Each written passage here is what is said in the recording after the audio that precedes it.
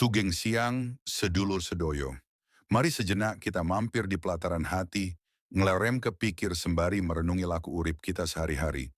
Sebagai sesama pengelana di dunia ini, seringkali kita merasa stuck, merasa hidup begini-begini saja, atau malah merasa tertekan oleh ekspektasi yang tidak ada habisnya.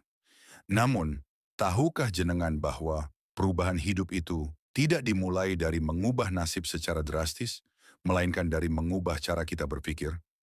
Dalam kitab ilmu pengetahuan modern, ini sering disebut sebagai kekuatan kognitif.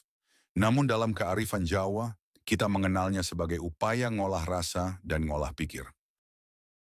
Urip iku asline dudu babagan apa sing kedadean, nanging babagan piye carane awake dhewe nyawang kedadean iku. Sebagaimana dijelaskan oleh Dr. Yuval Noah Harari, alasan mengapa spesies manusia bisa bertahan dan membangun peradaban adalah karena adanya prefrontal cortex, bagian otak yang memungkinkan kita untuk berpikir secara kompleks, berimajinasi, dan menciptakan realitas dari pikiran kita sendiri. Jadi ide bahwa pikiran menciptakan realitas itu bukan sekadar motivasi kosong, melainkan sebuah fakta evolusi. Dalam perspektif Islam, ini sejalan dengan konsep bahwa Allah tidak akan mengubah nasib suatu kaum sebelum mereka mengubah apa yang ada pada diri mereka sendiri, termasuk pola pikir dan niatnya.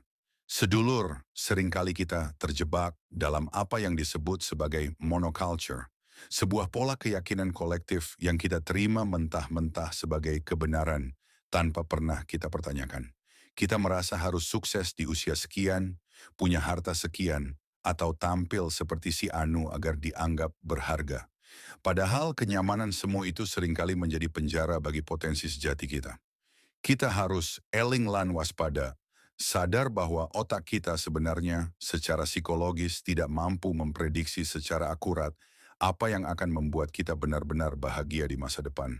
Kita sering mengejar bayangan masa lalu yang kita pols menjadi cita-cita masa depan, padahal rahasia hidup yang tentram adalah dengan hadir sepenuhnya di saat ini, atau be where your feet are. Mari kita bicara soal rasa. Banyak dari kita yang takut merasa sedih, takut merasa gagal, atau takut merasa tidak nyaman. Padahal rasa tidak nyaman itu adalah sinyal dari Allah, sebuah nudge atau senggolan halus agar kita bergerak menuju perubahan. Ketidaknyamanan adalah tanda bahwa kita sedang berada di ambang perubahan besar. Emosi negatif itu bukan musuh, ia adalah pelayan yang setia memberitahu bahwa ada sesuatu dalam hidup kita yang perlu diselaraskan kembali. Orang yang memiliki kecerdasan emosional atau emotional intelligence, tingkat tinggi tahu bahwa perasaan itu hanyalah respon sementara, bukan ukuran kebenaran yang objektif. Mereka tidak membiarkan satu hari yang buruk menjadi narasi bahwa mereka memiliki hidup yang buruk. Sedulur, kunci utama untuk memiliki mental yang kuat adalah dengan membangun rutinitas. Mengapa rutinitas itu penting? Karena kebiasaan kita sehari-hari itulah yang menciptakan mood karna kita. Dan mood karna kita adalah filter utama bagaimana kita mengalami hidup. Psikolog Robert Thayer berpendapat bahwa suasana hati kita sebenarnya dibentuk oleh kebiasaan tidur kita. Seberapa banyak kita bergerak, dan apa yang terus-menerus kita pikirkan. Rutinitas yang baik adalah bentuk disiplin diri, semacam riyadah dalam Islam, yang membuat pikiran bawah sadar kita merasa aman dan fokus untuk mencapai kondisi flow atau ketenggelaman total dalam aktivitas yang bermanfaat.